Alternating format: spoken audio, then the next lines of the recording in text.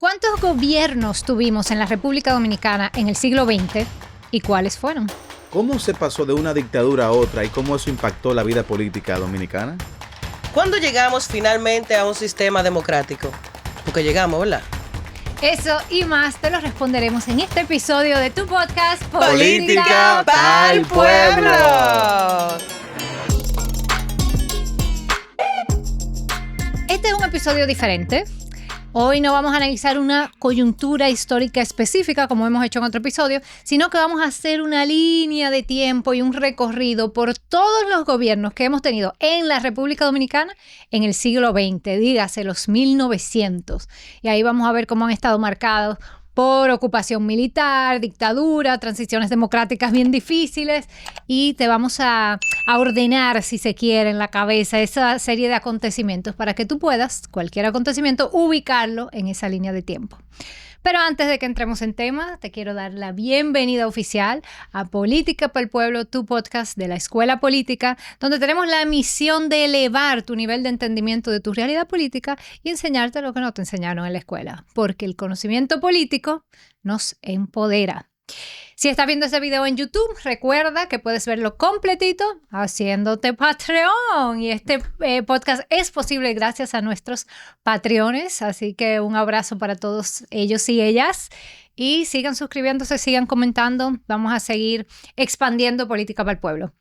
Y ahora sí, vamos a hablar del siglo XX y los gobiernos que tuvimos en República Dominicana.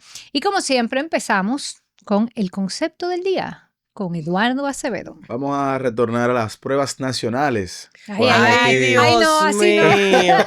Pero Eduardo, casi no dan ganas. perdimos como 100 views ahí, porque la gente se deprimió ya. Es que las pruebas nacionales. Señora, lo siento, señora, pero realmente... Segunda oportunidad, concepto del día, con Eduardo Acevedo. Gracias. Vamos a hablar de un concepto que... Yo no puedo hablar de esto sin pruebas nacionales.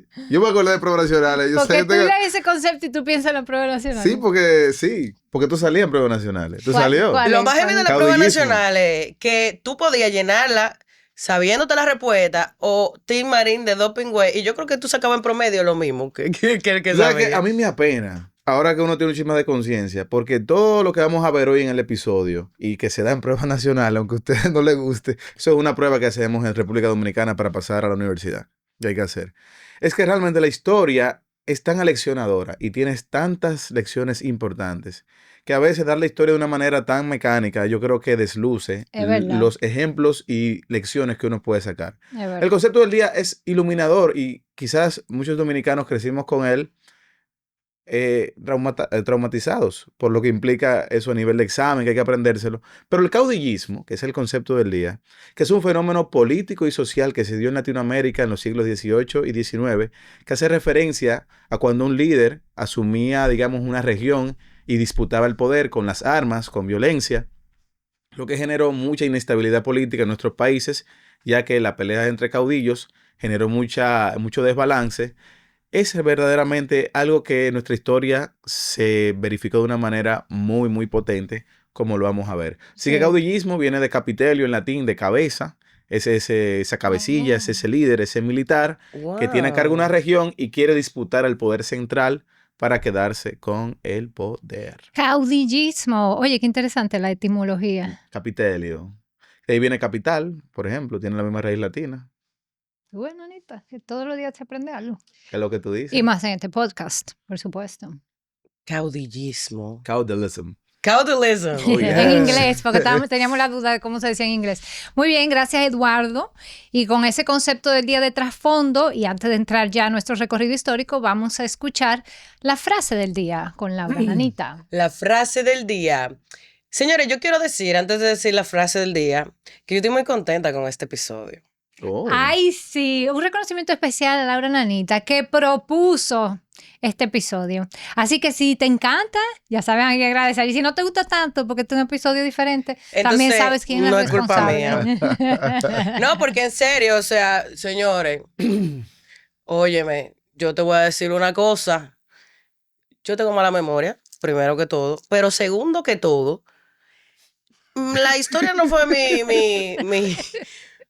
mejor materia en el colegio. Lo que digo, nos traumaron a muchos. Entonces, también con el tiempo, tú sabes, el cerebro va diciendo, almacenamiento lleno, vamos a sacar archivos que no estamos usando hace mucho. Entonces, por eso yo siempre siento que es importante que refresquemos la historia por la que ha pasado nuestro país. Y quiero que hagamos un episodio después, pero eso lo vamos a hablar después.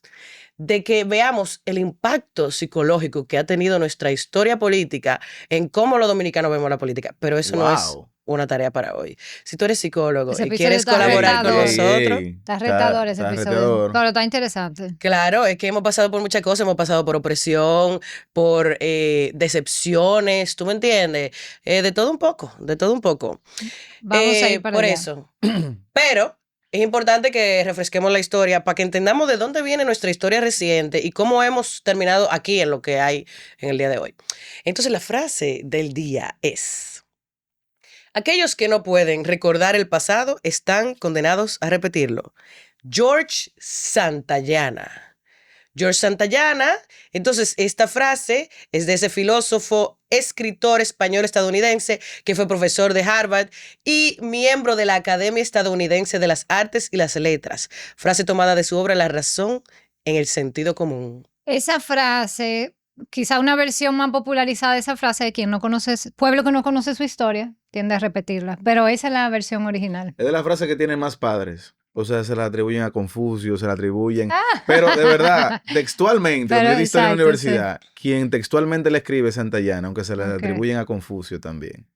Muy Pero bien. bueno. Y ahora sí vamos a entrar en temas. Yo quiero retomar eso que tú dijiste, Nanita, porque yo creo que la historia, si bien es una materia súper importante que se dé y se debe dar en las escuelas, yo creo que es difícil para una cuando está joven aprender de historia, porque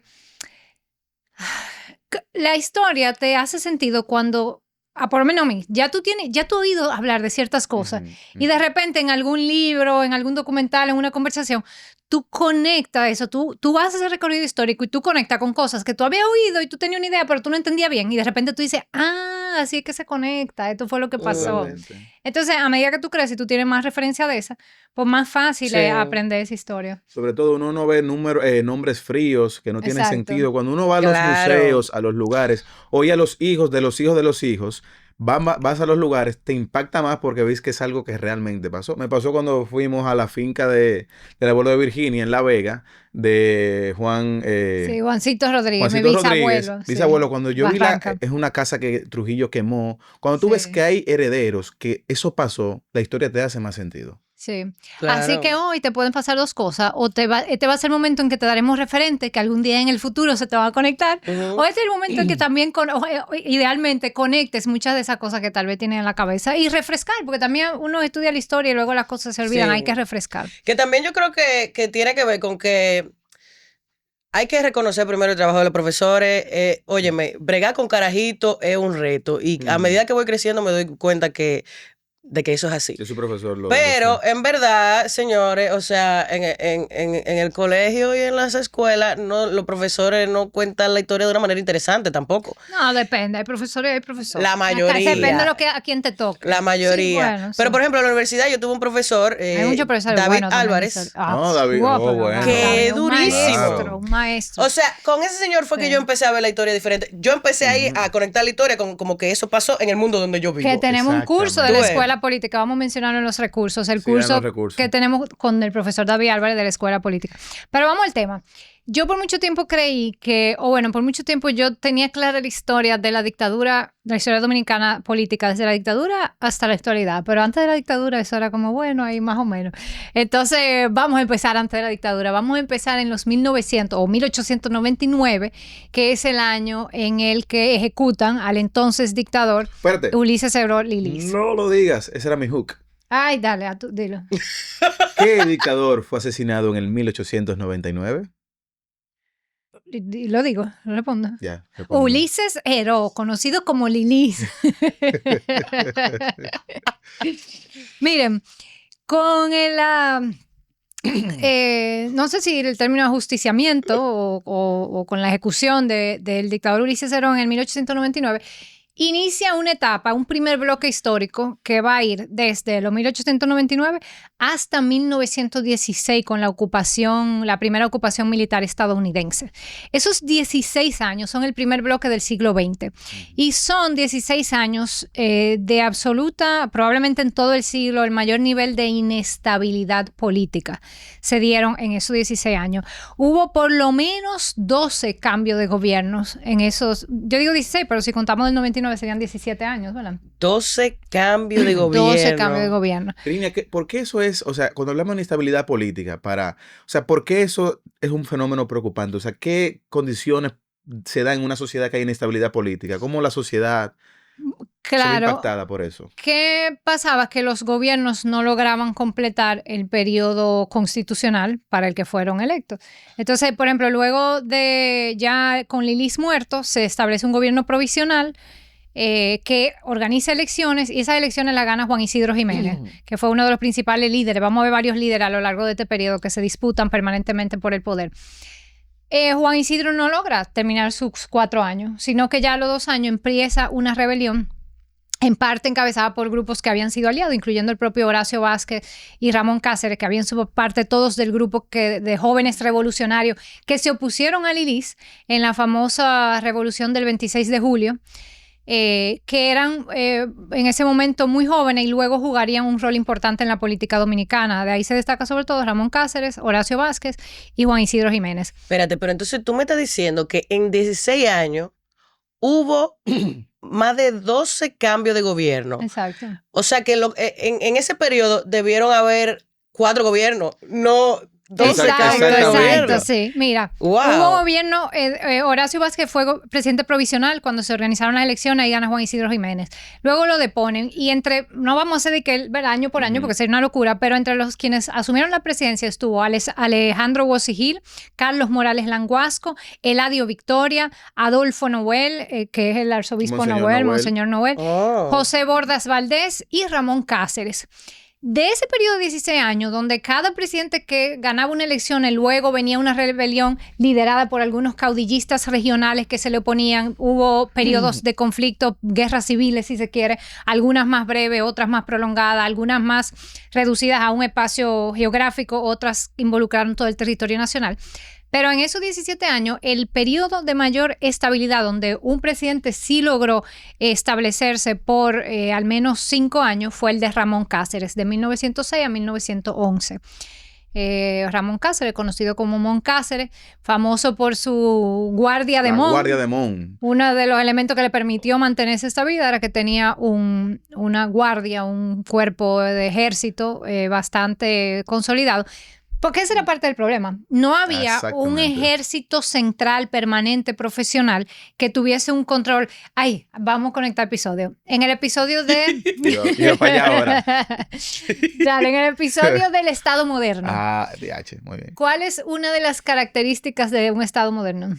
¿Cuál es una característica de un Estado moderno? La centralización del poder y también el monopolio de la fuerza. Exactamente, el control de un territorio con un monopolio de la fuerza que se logra normalmente a través de la creación de un ejército permanente y profesional. ¿Qué quiere decir permanente y profesional? Que son gente que su trabajo principal y que por el que se ganan la vida es ser parte de ese ejército. Yo quiero poner un ejemplo que eso no había en ese puede periodo. ser controversial, pero ilustra muy bien y lamentablemente esto. Por ejemplo, quiero mencionar Haití. En Haití ahora mismo hay caudillos regionales que están disputando el poder en el sur y en la misma capital. ¿Qué pasa? Hay una inestabilidad política justamente porque no había un presidente, no había una autoridad que pudiera concentrar los esfuerzos y planificar cómo vamos a centralizar y coordinar todas las regiones. Entonces, ¿qué causa eso? Hay construcciones que no se están haciendo, las escuelas se ven afectadas. A nivel social, cuando hay inestabilidad política, quien sufre es la población.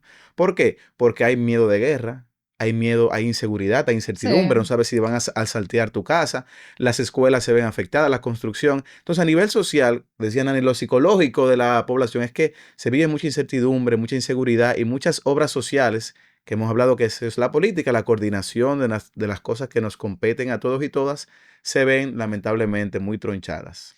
Entonces, eso genera la inestabilidad política. Y esa inestabilidad política y sobre todo su impacto económico y la incapacidad de tener un gobierno, un Estado con una visión económica de largo plazo fue lo que de una manera u otra nos lleva a la ocupación. ¿Por qué?